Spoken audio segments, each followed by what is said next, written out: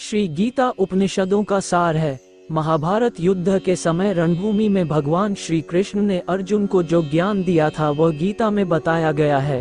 गीता में ऐसी बहुत सी बातें हैं जो मनुष्य को जीवन की कई कठिनाइयों को आसान बनाती है। इतना ही नहीं, गीता पढ़ने पर मनुष्य को बहुत सी नई जानकारियां भी मिलती है। साथ ही हर अध्याय के नियमित पाठ का अपना लाभ और महत्व है। भगवद गीता के 18 अध्याय हैं और यह संस्कृत में परमात्मा द्वारा दी गई थी। समय के साथ संस्कृत भाषा रोजमर्रा की जिंदगी से निकल गई और यह ज्ञान मनुष्य से दूर हो गया। समय समय पर श्रीमद् भगवद गीता का साधारण अक्षरों में अनुवाद किया गया। इसी प्रयास को आगे बढ़ाते हुए मैं यहाँ श्रीमद् भगवद गीता संपूर्ण सार को एक आसान रूप में प्रस्तुत कर रहा हूँ।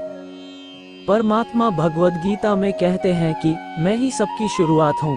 मैं शुरू से भी पहले था और सब खत्म होने के बाद भी रहूंगा। सब मुझ में है और मैं सब में हूँ। जो भी तुम छू सकते हो, देख सकते हो, चख सकते हो या सुन सकते वो सब मैं हूँ। ये नदियाँ, पहाड़, सूरज, ग्रहण, चांद, सितारे सब मैंने बनाए हैं। मनुष्य को अपने धर्म के अनुसार कर्म करना चाहिए। जैसे विद्यार्थी का धर्म विद्या प्राप्त करना, सैनिक का धर्म देश की रक्षा करना आदि। जिस मानव का जो कर्तव्य है उसे वो कर्तव्य पूर्ण करना चाहिए। सफलता जिस ताले में बंद रहती है वो 2 चाबियों से खुलती है, एक कठिन परिश्रम और दूसरा दृढ़ संकल्प। मैं भूतकाल, वर्तमान और भविष्य काल के सभी जीवों को जानता हूँ, लेकिन वास्तविकता में मुझे कोई नहीं जानता है। जो दान कर्तव्य समझकर बिना किसी संकोच के किसी जरूरतमंद व्यक्ति को दिया जाए वो सात्विक माना जाता है। आप कितने भी अच्छे कर्म कर लो, लेकिन समाज आपके बुरे कार्यों को ही सदैव याद रखता है। इसलिए लोग क्या कहेंगे ये सोचने से बेहतर है कि आप अपना कर्म करें। जन्म लेने वाले के लिए मृत्यु उसी प्रकार निश्चित है जितना कि मरने वाले के लिए जन्म लेना। इसलिए इस विषय पर शोक मनाना व्यर्थ है। गीता में कहा गया है जो इंसान किसी की कमी को पूरी करता है वो सही अर्थों में महान होता है। तुम्हारे साथ जो हुआ वो अच्छा हुआ, जो हो रहा है वो भी अच्छा है और जो होगा वो भी अच्छा होगा। गीता के अनुसार जिंदगी में हम कितने सही हैं और कितने गलत हैं ये केवल 2 लोग जानते हैं, एक परमात्मा और दूसरी हमारी अंतरात्मा। जीवन का आनंद ना तो भूतकाल में है और ना भविष्य काल में, बल्कि जीवन तो बस वर्तमान को जीने में है। जब तक शरीर है तब तक कमजोरियां तो रहेगी ही, इसलिए कमजोरियों की चिंता छोड़ो और जो सही कर्म है उस पर अपना ध्यान लगाओ। अर्जुन, तुम भला क्यों रोते हो? तुमने जो खोया क्या वह तुमने पैदा किया था? आज जो तुम्हारा है वह कल किसी और का होगा, क्योंकि परिवर्तन ही संसार का नियम है। किसी का अच्छा ना कर सको तो बुरा भी मत करना, क्योंकि दुनिया कमजोर है लेकिन दुनिया बनाने वाला नहीं। यदि कोई व्यक्ति विश्वास के साथ इच्छित वस्तु को लेकर नित्य चिंतन करता है तो वो जो चाहे वो बन सकता है। सच्चा धर्म ये है कि जिन बातों को इंसान अपने लिए अच्छा नहीं समझता उन्हें दूसरों के लिए भी प्रयोग ना करें। कोई भी व्यक्ति अपने विश्वास से बनता है, वह जैसा विश्वास करता है उसी अनुरूप बन जाता है। ये शरीर भी तुम्हारा नहीं है, नहीं तुम इस शरीर के हो। यह अग्नि, जल, वायु, पृथ्वी, आकाश इन सब चीजों से मिलकर शरीर बना है। आखिरकार इन सब में ही मिल जाएगा, लेकिन यह आत्मा स्थिर है। तर्क वितर्क करने की क्षमता नष्ट हो जाती है और व्यक्ति का वही नाश हो जाता है। इसी तरह हर एक व्यक्ति को अपने गुस्से पर काबू करना सीखना चाहिए। मनुष्य गुस्से में कई बार ऐसा काम कर देता है जिससे उसको बाद में जाकर हानि का सामना करना पड़ता है। वही अगर मनुष्य अपने क्रोध पर काबू नहीं कर पाए तब वह कोई गलत कदम उठा बैठता है। जब भी मनुष्य के मन में क्रोध की भावना उत्पन्न होती है तब मनुष्य का मस्तिष्क काम करना बंद कर देता है और वह सही गलत का वह उचित फैसला नहीं ले पाता। इसलिए हमेशा मनुष्य को अपने क्रोध को काबू में रखना चाहिए और अपने मन को शांत रखना चाहिए, क्योंकि गुस्से में लिया गया फैसला आपको गहरी क्षति पहुंचा सकता है। व्यक्ति अपने कर्मों को नहीं छोड़ सकता है। भगवान श्री कृष्ण ने गीता के सार में ये बताया है कि कोई भी व्यक्ति अपने कर्मों को नहीं छोड़ सकता, जिसका मतलब व्यक्ति साधारण समझ के साथ अपने कर्मों में लगे रहते हैं। उन्हें अपने कर्म से हटना या छोड़ना नहीं चाहिए, क्योंकि वह ज्ञानवादी नहीं बन सकते हैं। वही अगर मनुष्य अपने कर्मों से पीछा छुड़ा ले या अपने कर्म करना बंद कर दे तब वह अपने रास्ते से भटक जाता है। संसार का नियम है जिसके मुताबिक मनुष्य को अपने कर्मों को करते रहना होगा। जो व्यक्ति अपने कर्मों से बचना चाहता है या वह अपने कर्म को करना बंद कर देता है, ऐसी परिस्थिति में वह मनुष्य मन ही मन में डूबता जाता है, अर्थात जिस व्यक्ति का जो स्वभाव होता है वो उसी के मुताबिक अपने कर्मों को करता है। मनुष्य को देखने का नजरिया। गीता के सार में मनुष्य के देखने के नजरिए के बारे में भी कुछ बातें बताई गई है। इसमें लिखा गया है, जो व्यक्ति ज्ञान को और कर्मों को एक रूप से देखता है उस व्यक्ति का नजरिया सही है। अज्ञानी पुरुष के पास ज्ञान नहीं होता, इसी वजह से वो हर किसी भी चीज को गलत नजर से ही देखते हैं। इंसान को अपने मन को काबू में रखना चाहिए। गीता के सार में ऐसे मनुष्य के बारे में भी बताया गया है जो मनुष्य अपने को मन को काबू में नहीं रख पाते। ऐसे लोग का मन इधर से उधर भटकता रहता है।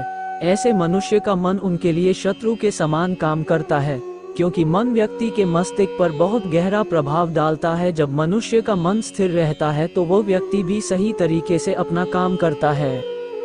खुद का आकलन करें। गीता के सार में ये भी बताया गया है कि मनुष्य को सबसे पहले अपनी खुद का आकलन मतलब खुद के बारे में जान लेना चाहिए। खुद की काबिलियत और क्षमता को जानना ही मनुष्य को आत्मज्ञान की प्राप्ति करा सकता है। जब तक मनुष्य खुद के बारे में जान नहीं लेगा तब तक उस मनुष्य का उद्धार नहीं हो सकता। मनुष्य को खुद पर विश्वास करना चाहिए। श्री भगवत गीता में श्री कृष्ण ने ये भी बताया है कि हर एक मनुष्य को अपने आप पर पूरा भरोसा करना चाहिए, क्योंकि जो लोग खुद पर विश्वास करते हैं वह अवश्य ही सफलता प्राप्त करते हैं। ऐसा भी बताया जाता है कि जो व्यक्ति जैसा विश्वास करता है आखिरकार वैसा ही बन जाता है। अच्छे कर्म करें और फल की इच्छा ना करें। जो मनुष्य अपना कर्म नहीं करते हैं और पहले से ही अपने कर्म का परिणाम के बारे में सोचने लगते हैं, ऐसे लोगों के लिए गीता का ये सार बड़ी सीख देने वाला साबित हो सकता है। भगवान श्री कृष्ण ने इस उपदेश में ये बताया है कि मनुष्य को कर्मों को करते रहना चाहिए और यह नहीं सोचना चाहिए कि इस कर्म का क्या परिणाम उनको प्राप्त होगा, क्योंकि कर्म का फल तो हर एक इंसान को मिलता ही है। इसलिए मनुष्य को चिंता न करके अपने कर्मों पर ध्यान देना चाहिए। ऐसा करने पर वह अपने किसी भी काम को सच्चे मन से करते हुए नजर आएंगे। मनुष्य की इंद्रियों का संयम ही कर्म और ज्ञान का निचोड़ है। मनुष्य के जीवन में सुख दुख दोनों ही स्थिति का अनुभव होता रहता है। सुख की स्थिति में मनुष्य ज्यादा ही प्रसन्न हो जाता है तो वही दुख की स्थिति में मनुष्य निराशा महसूस करता है। इसलिए सुख और दुख दोनों ही स्थिति में मनुष्य को अपने मन पर काबू रखकर उसे स्थिर रखना ही योग कहलाता है। जब कोई भी मनुष्य सांसारिक इच्छाओं को त्याग करके फल की चिंता ना करें अपने कर्मों को करता है तो उसी स्थिति को मनुष्य योग में स्थित कहलाता है। जो मनुष्य अपने मन को काबू में कर लेता है वह मनुष्य का मन ही उसका सच्चा मित्र बन जाता है। लेकिन जो मनुष्य अपने मन को काबू में नहीं कर पाता उसके लिए उसका मन ही उसका सबसे बड़ा दुश्मन साबित होता है। वही जो मनुष्य अपने मन पर विजय प्राप्त कर ले तो उसको परमात्मा की प्राप्ति हो जाती है। इसका मतलब जिस भी मनुष्य को ज्ञान की प्राप्ति हो जाती है उसके लिए सुख दुख, सर्दी गर्मी और मान अपमान सब एक समान हो जाता है। खुद पर पूरा भरोसा रखें और अपने लक्ष्य को पाने के लिए लगातार प्रयास करें। गीता में बताए गए इस उपदेश को अगर कोई भी व्यक्ति सच्चे मन से जीवन में पालन करे तो अवश्य ही वो व्यक्ति एक सफल इंसान बन सकता है। जो लोग पूरे विश्वास के साथ अपने लक्ष्य को पाने के लिए कोशिश करते रहते हैं वो निश्चित अपने लक्ष्य को पा ही लेते हैं। सदैव संदेह करने वाले व्यक्ति के लिए प्रसन्नता न इस लोक में है न ही कहीं और। सभी प्राणियों को एक समान रूप से देखता हूँ, मेरे लिए ना कोई कम प्रिय है ना ही ज्यादा। लेकिन जो मनुष्य मेरी प्रेम पूर्वक आराधना करते हैं वो मेरे भीतर रहते हैं और मैं उनके जीवन में आता हूँ। तुम्हारा क्या गया जो तुम रोते हो, तुम क्या लाए थे जो तुमने खो दिया, तुमने क्या पैदा किया था जो नष्ट हो गया, तुमने जो लिया यहीं से लिया, जो दिया यहीं पर दिया, जो आज तुम्हारा है कल किसी और का होगा, क्योंकि परिवर्तन ही संसार का नियम है। जो मनुष्य जिस प्रकार से ईश्वर का स्मरण करता है उसी के अनुसार ईश्वर उसे फल देते हैं। कंस ने श्री कृष्ण को सदैव मृत्यु के लिए स्मरण किया तो श्री कृष्ण ने भी कंस को मृत्यु प्रदान की। अतः परमात्मा को उसी रूप में स्मरण करना चाहिए जिस रूप में मानव उन्हें पाना चाहता है। जो लोग भक्ति में श्रद्धा नहीं रखते वे मुझे पा नहीं सकते, अतः वे इस दुनिया में जन्म मृत्यु के रास्ते पर वापस आते रहते हैं।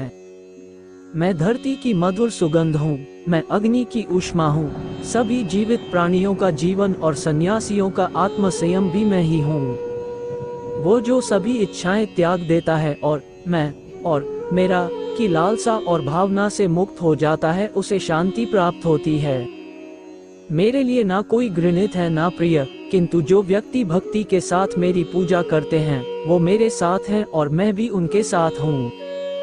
मनुष्य को जीवन की चुनौतियों से भागना नहीं चाहिए और न ही भाग्य और ईश्वर की इच्छा जैसे बहानों का प्रयोग करना चाहिए। सफलता जिस ताले में बंद रहती है वो दो चाबियों से खुलती है, एक कठिन परिश्रम और दूसरा दृढ़ संकल्प।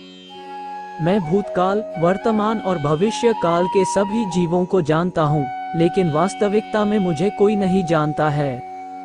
जो दान कर्तव्य समझकर बिना किसी संकोच के किसी जरूरतमंद व्यक्ति को दिया जाए वह सात्विक माना जाता है।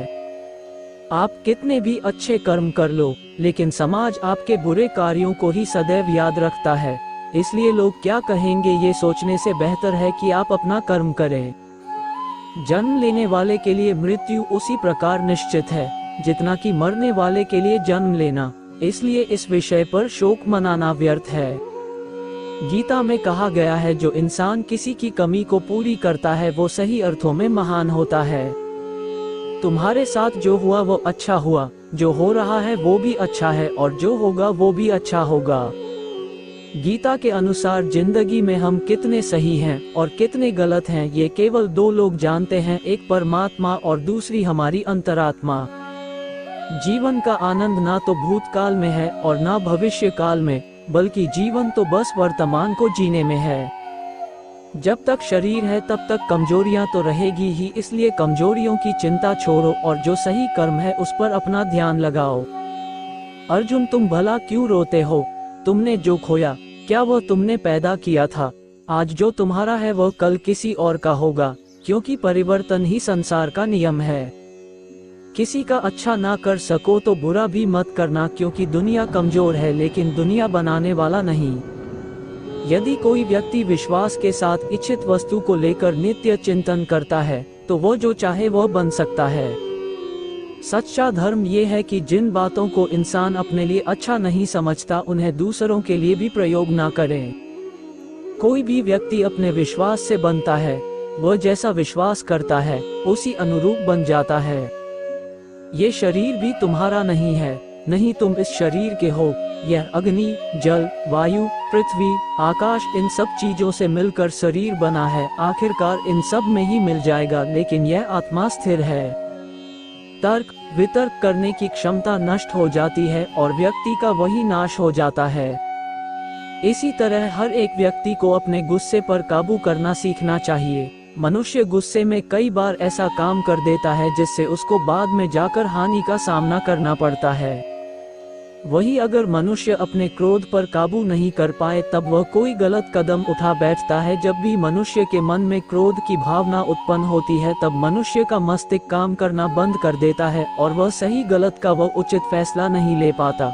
इसलिए हमेशा मनुष्य को अपने क्रोध को काबू में रखना चाहिए और अपने मन को शांत रखना चाहिए, क्योंकि गुस्से में लिया गया फैसला आपको गहरी क्षति पहुंचा सकता है।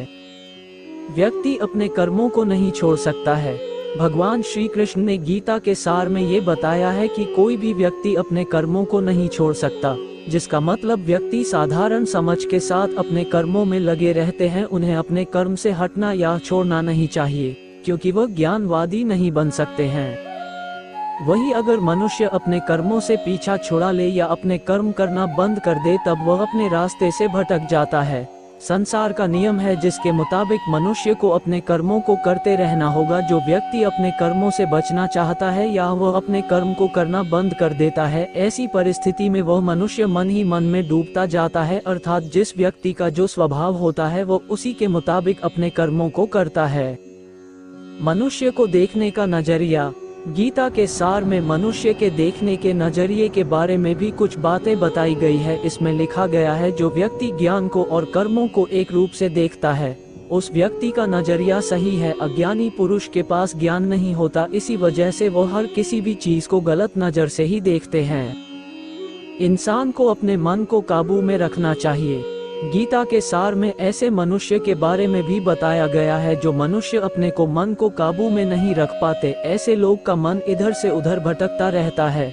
ऐसे मनुष्य का मन उनके लिए शत्रु के समान काम करता है, क्योंकि मन व्यक्ति के मस्तिष्क पर बहुत गहरा प्रभाव डालता है। जब मनुष्य का मन स्थिर रहता है तो वो व्यक्ति भी सही तरीके से अपना काम करता है। खुद का आकलन करें।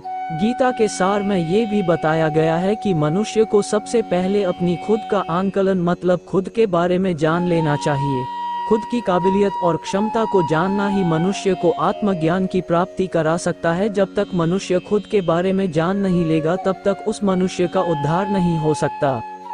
जब तक आत्माएं इन चारों दरवाजों धर्म, अर्थ, काम और मोक्ष को समझ नहीं लेती तब तक इस आत्मा को बार बार मनुष्य के रूप में आना ही पड़ेगा। परीक्षा का समय खत्म होते ही आत्मा शरीर और अन्य सब वस्तुओं का त्याग कर देती है। जो भी संसार में रहकर बनाया वो अब किसी और होगा और आत्मा अपने कर्मों के फैसले के लिए चली जाती है। आत्मा के अच्छे बुरे कर्मों का हिसाब होता है। अपने अच्छे कर्मों के लिए आत्मा कुछ वक्त के लिए स्वर्ग और दुष्कर्मों के लिए नर्क चली जाती है। नर्क में आत्मा को अपने पापों के अनुकूल सजाएं मिलती हैं, पर सजा खत्म होने के बाद आत्मा को फिर से एक नया शरीर और नया दिमाग मिलता है इस परीक्षा में फिर से बैठने के लिए, और हर परीक्षा में वही सब फिर दोहराया जाएगा। जिंदगी के चार स्तंभ धर्म, अर्थ, काम और मोक्ष को समझने के लिए हर जन्म में अपने कई जन्मों के कर्मों के हिसाब से हर आत्मा को कभी अच्छे तो कभी बुरे हालातों से जाना पड़ता है। लेकिन जब तक आत्मा परमात्मा के साथ योग को नहीं समझ लेती तब तक वो मुक्ति नहीं पा सकती। भगवद गीता समझाती है कि मनुष्य अपने शरीर, दिमाग या दिल से भगवान को पा सकता है। शरीर द्वारा किए कर्मों के माध्यम से परमात्मा को पाने को कर्म योग कहते हैं। ऐसे कर्म जो परमात्मा की इच्छा से हो और दूसरों के कल्याण के लिए हो। वाल्मीकि ने रामायण लिख के, श्रवण ने अपने माता पिता की सेवा और उन्हें 4 धाम की यात्रा कराकर अपने कर्मों द्वारा परमात्मा को पाया। श्रीमद् भगवद गीता समझाती है कि एक आत्मा दिमाग से भी परमात्मा के साथ योग लगा सकती है। इसे राजयोग कहते हैं, क्योंकि दिमाग या मस्तिष्क सब इंद्रियों का राजा है। एक मनुष्य अपनी आस्था, श्वास प्रणाली, अभ्यास, साधना और तपस्या से परमात्मा को इस योग के रास्ते पा लेता है। इस योग को समझने के लिए हमें अपने अंदर की एनर्जी, शक्तियों यानी चक्र और कुंडलिनी को समझना पड़ेगा। आत्मा मस्तिष्क से ध्यान लगाकर परमात्मा के साथ योग लगा सकती है। शंकराचार्य, स्वामी परमहंस, स्वामी विवेकानंद और उनके जैसे कई योगी इस योग के रास्ते परमात्मा के साथ संधि लगा पाए। ये ज्ञान परमात्मा ने भगवान कृष्ण के द्वारा सबसे बड़े धर्मयुद्ध महाभारत की रणभूमि कुरुक्षेत्र में अर्जुन को कुछ 5000 साल पहले दिया। ये वो वक्त था जब धर्म का बार बार उल्लंघन हुआ, परमात्मा का डर मनुष्य से निकल गया। लालच की होड़ में भाई ने भाई को मारने की कोशिश की और यही नहीं, एक ब्याहता को भरी सभा में अपने बड़ों के सामने अपमानित किया गया। इससे पहले कि मनुष्य जाति धर्म युग से निकलकर पूर्ण रूप से कलयुग में जाति युद्ध की रणभूमि में युद्ध से कुछ पहले परमात्मा ने गीता भगवान कृष्ण के द्वारा मनुष्य जाति के कल्याण के लिए दी। अर्जुन को भी परमात्मा का विराट रूप देखने के लिए भगवान कृष्ण ने दिव्य नेत्र दिए। भगवद गीता समझाती है कि आत्मा अजन्मी है, इसे कोई मार नहीं सकता, कोई जला नहीं सकता, डूबा नहीं सकता, काट नहीं सकता। लेकिन आत्मा को परमात्मा के साथ हमेशा रहने के लिए ये परीक्षा रूपी जीवन में बैठना ही पड़ेगा। इस परीक्षा के लिए परमात्मा से बिछड़ के आत्मा को पृथ्वी पे किसी न किसी रूप में जन्म लेना पड़ता है और 88 करोड़ योनियों को जीने और भोगने के बाद एक आत्मा को मनुष्य का शरीर और दिमाग मिलता है। इस सबसे बड़ी मर्यादाओं की परीक्षा में बैठने के लिए हर मनुष्य को इस पूरी परीक्षा के दौरान तरह तरह की अच्छी और बुरी भावनाओं की चक्रव्यूह में अपने ही भाई बहन और मित्रों के साथ डाला जाता है, जिसमें हर आत्मा को अपने अंदर के तामसिक और राजसिक अवगुणों से निकल के सात्विक जीवन में प्रवेश करने के मौके मिलते हैं। परमात्मा भगवद गीता में कहते हैं कि अगर किसी आत्मा को धर्म ना भी समझ आए, योग न भी समझ आए पर अगर वो मेरी शरण में आ जाए तो मैं उसके सारे पाप माफ कर देता हूँ। परमात्मा को ऐसी दिल की गहराइयों से पुकार के पाने को भक्ति योग कहते हैं। चैतन्य महाप्रभु, मीराबाई और भगवान हनुमान इस योग के सबसे बड़े उदाहरण हैं। लेकिन कभी आत्मा अपने होने का मूल कारण भूल के धर्म का उल्लंघन करे या पाप के रास्ते पर निकल जाए तो उसे ठीक करने के लिए परमात्मा को खुद किसी रूप में पृथ्वी पे जन्म लेते हैं। गीता के उपदेश गीता में श्री कृष्ण ने दुख को व्यक्ति का सर्वश्रेष्ठ मित्र बताया है, क्योंकि ये दुख आपसे ईश्वर की खोज करवाता है। हर मनुष्य के जीवन में नकारात्मक विचारों का आना निश्चित होता है, परंतु यह मनुष्य पर निर्भर करता है कि वो उन विचारों को कितना महत्व देता है। गीता के अनुसार सबसे समझदार और स्थिर बुद्धि वाला व्यक्ति वही है जो सफलता मिलने पर अहंकार में नहीं आता और विफलता में गम में नहीं डूब जाता। श्री कृष्ण कहते हैं कि केवल डरपोक और कमजोर ही चीजों को भाग्य पर छोड़ते हैं, लेकिन जो मजबूत और खुद पर भरोसा करने वाले होते हैं वे कभी भी नियति या भाग्य पर निर्भर नहीं करते।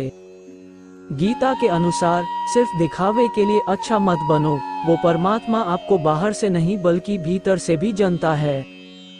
किसी के साथ चलने से ना तो कोई खुशी मिलती है और ना ही लक्ष्य, इसलिए मनुष्य को सदैव अपने कर्मों पर विश्वास करते हुए अकेले चलते रहना चाहिए। किसी का अच्छा ना कर सको तो बुरा भी मत करना, क्योंकि दुनिया कमजोर है लेकिन दुनिया बनाने वाला नहीं। यदि कोई व्यक्ति विश्वास के साथ इच्छित वस्तु को लेकर नित्य चिंतन करता है तो वो जो चाहे वह बन सकता है।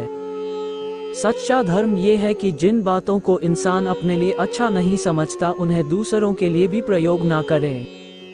कोई भी व्यक्ति अपने विश्वास से बनता है, वह जैसा विश्वास करता है उसी अनुरूप बन जाता है। गीता में श्री कृष्ण ने दुख को व्यक्ति का सर्वश्रेष्ठ मित्र बताया है, क्योंकि ये दुख आपसे ईश्वर की खोज करवाता है।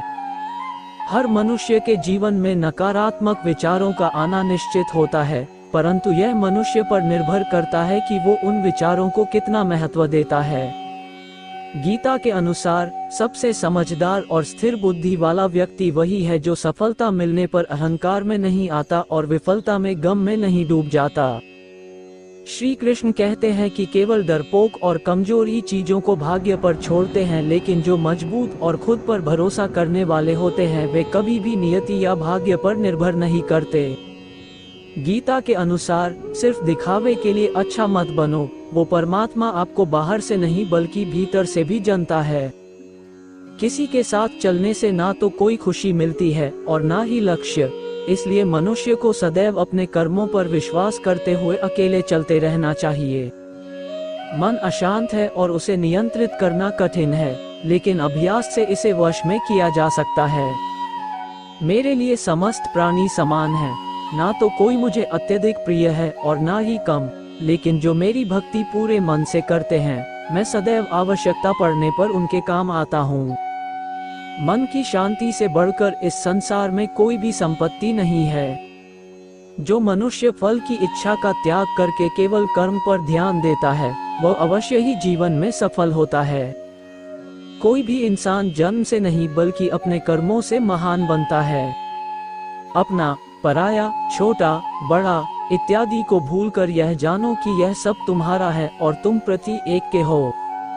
बिना फल की कामनाएं ही सच्चा कर्म है। ईश्वर चरण में हो समर्पण वही केवल धर्म है। जो व्यक्ति क्रोध करता है उसके मन में भ्रम पैदा होता है, जिससे उसका बौद्धिक तर्क नष्ट हो जाता है और तभी व्यक्ति का धीरे धीरे पतन होने लगता है। गीता में लिखा है, जब इंसान की जरूरत बदल जाती है तब इंसान के बात करने का तरीका बदल जाता है। इस संपूर्ण संसार में अपकीर्ति मृत्यु से भी अधिक खराब होती है। सदैव संदेह करने वाले व्यक्ति के लिए प्रसन्नता न इस लोक में है ना ही कहीं और। जीवन में सफलता का ताला दो चाबियों से खुलता है, एक कठिन परिश्रम और दूसरा दृढ़ संकल्प। परिवर्तन ही तो संसार का नियम है। जिसे तुम मृत्यु समझते हो वही तो एक नया जीवन है। इस संसार में तुम एक ही क्षण में करोड़ों के स्वामी बन जाते हो तो वही दूसरे सर दरिद्र भी बन जाते हो। मेरा तेरा, छोटा बड़ा, अपना पराया, इन सब चीजों को अपने मन से निकाल दो तो फिर सब कुछ तुम्हारा है, तुम इन सब के हो। ये शरीर भी तुम्हारा नहीं है, नहीं तुम इस शरीर के हो। यह अग्नि, जल, वायु, पृथ्वी, आकाश इन सब चीजों से मिलकर शरीर बना है। आखिरकार इन सब में ही मिल जाएगा, लेकिन यह आत्मा स्थिर है। मनुष्य को अपने धर्म के अनुसार कर्म करना चाहिए। जैसे विद्यार्थी का धर्म विद्या प्राप्त करना, सैनिक का धर्म देश की रक्षा करना आदि। जिस मानव का जो कर्तव्य है उसे वो कर्तव्य पूर्ण करना चाहिए। मैं सभी प्राणियों को एक समान रूप से देखता हूँ। मेरे लिए ना कोई कम प्रिय है ना ही ज्यादा, लेकिन जो मनुष्य मेरी प्रेम पूर्वक आराधना करते हैं वो मेरे भीतर रहते हैं और मैं उनके जीवन में आता हूँ। तुम्हारा क्या गया जो तुम रोते हो? तुम क्या लाए थे जो तुमने खो दिया? तुमने क्या पैदा किया था जो नष्ट हो गया? तुमने जो लिया यहीं से लिया, जो दिया यहीं पर दिया। जो आज तुम्हारा है कल किसी और का होगा, क्योंकि परिवर्तन ही संसार का नियम है।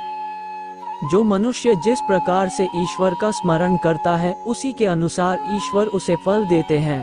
कंस ने श्री कृष्ण को सदैव मृत्यु के लिए स्मरण किया तो श्री कृष्ण ने भी कंस को मृत्यु प्रदान की। अतः परमात्मा को उसी रूप में स्मरण करना चाहिए जिस रूप में मानव उन्हें पाना चाहता है। जो लोग भक्ति में श्रद्धा नहीं रखते वे मुझे पा नहीं सकते, अतः वे इस दुनिया में जन्म मृत्यु के रास्ते पर वापस आते रहते हैं। मैं धरती की मधुर सुगंध हूँ, मैं अग्नि की ऊष्मा हूँ। सभी जीवित प्राणियों का जीवन और सन्यासियों का आत्म संयम भी मैं ही हूँ। वो जो सभी इच्छाएं त्याग देता है और मैं और मेरा की लालसा और भावना से मुक्त हो जाता है उसे शांति प्राप्त होती है। मेरे लिए ना कोई घृणित है ना प्रिय, किंतु जो व्यक्ति भक्ति के साथ मेरी पूजा करते हैं वो मेरे साथ हैं और मैं भी उनके साथ हूँ। मनुष्य को जीवन की चुनौतियों से भागना नहीं चाहिए और न ही भाग्य और ईश्वर की इच्छा जैसे बहानों का प्रयोग करना चाहिए। सफलता जिस ताले में बंद रहती है वो दो चाबियों से खुलती है, एक कठिन परिश्रम और दूसरा दृढ़ संकल्प। मैं भूतकाल, वर्तमान और भविष्य काल के सभी जीवों को जानता हूँ, लेकिन वास्तविकता में मुझे कोई नहीं जानता है। जो दान कर्तव्य समझकर बिना किसी संकोच के किसी जरूरतमंद व्यक्ति को दिया जाए वह सात्विक माना जाता है। आप कितने भी अच्छे कर्म कर लो, लेकिन समाज आपके बुरे कार्यों को ही सदैव याद रखता है। इसलिए लोग क्या कहेंगे ये सोचने से बेहतर है कि आप अपना कर्म करें।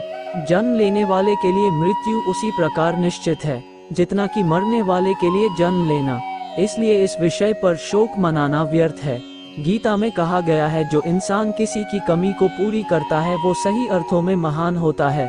तुम्हारे साथ जो हुआ वो अच्छा हुआ, जो हो रहा है वो भी अच्छा है और जो होगा वो भी अच्छा होगा।